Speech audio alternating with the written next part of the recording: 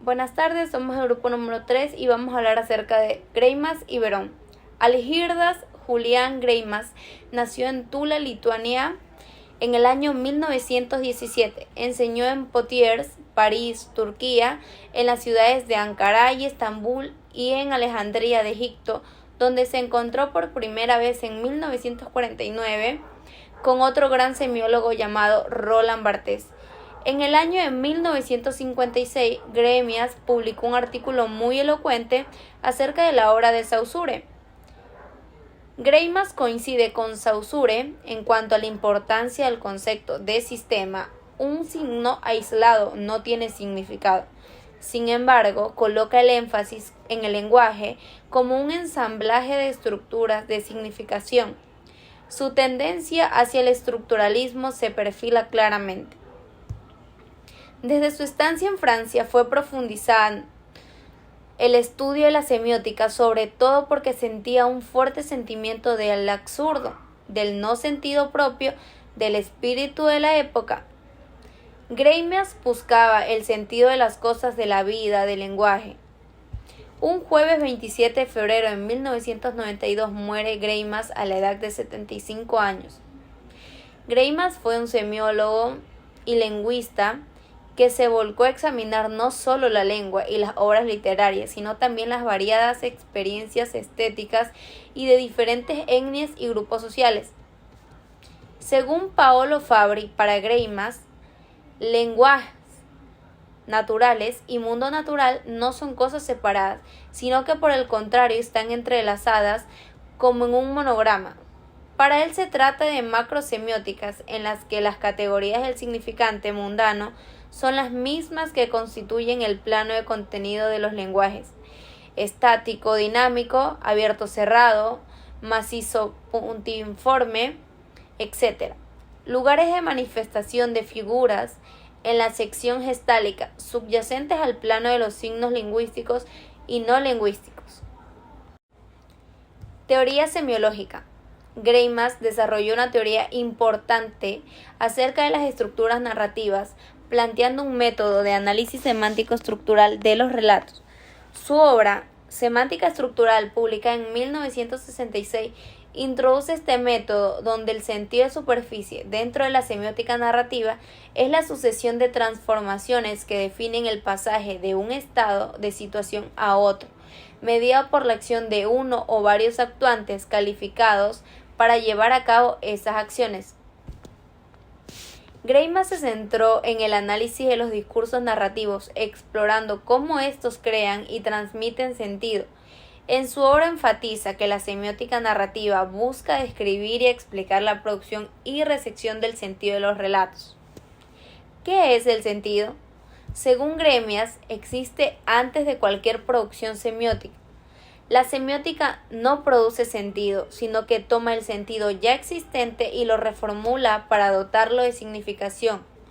El objetivo de la semiótica es hacer comprensible la estructura misma del sentido de cualquier objeto cultural.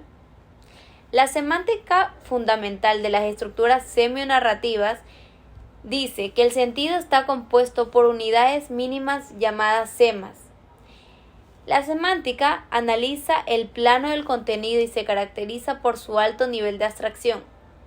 Estas categorías permiten al lector o espectador identificar y relacionar diferentes términos dentro de un discurso. La sintaxis fundamental de Greimas es un conjunto de operaciones lógicas que relacionan los elementos semánticos para configurar un universo discursivo.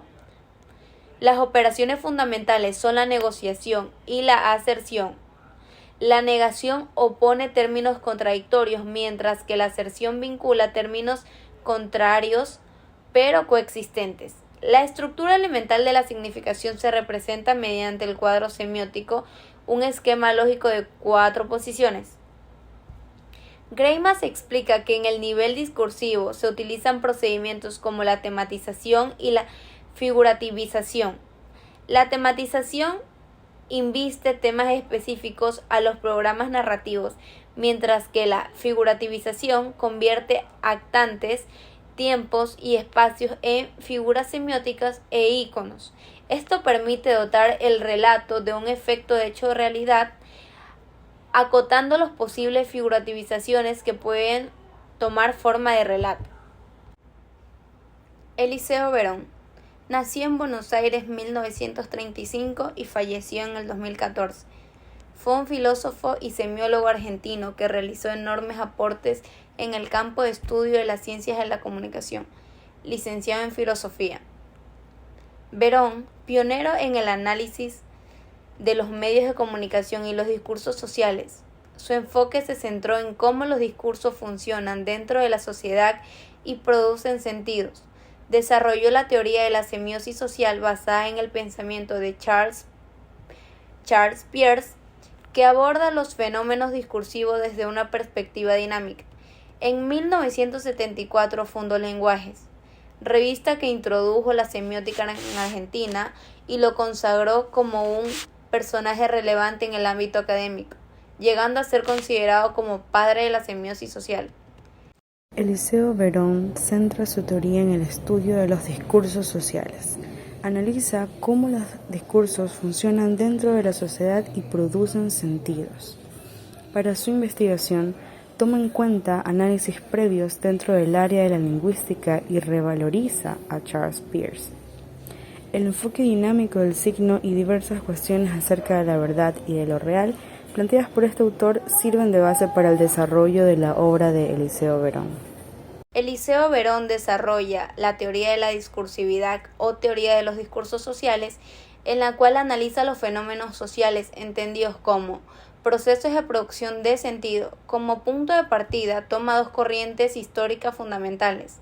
De un lado, la Saussuriana, que plantea un modelo binario o digital significado-significante que reenvía a modelos dualistas anteriores de otro pensamiento, el pensamiento ternario o tricotómico de la significación de Peirce, interpretante, signo, objeto. Esta teoría abarca una serie de hipótesis acerca del funcionamiento de la semiosis social, a la cual define Verón como la dimensión significante de los fenómenos sociales. Una doble hipótesis sirve de base a esta teoría. Todo funcionamiento social implica en sí una dimensión significante y que a su vez todo proceso de producción de sentido está inserto en lo social. Esta doble hipótesis se manifiesta en el nivel de funcionamiento del discurso, en tanto que solo en el nivel de la discursividad el sentido manifiesta sus determinantes sociales y los fenómenos sociales develan su dimensión significante. Muchas gracias.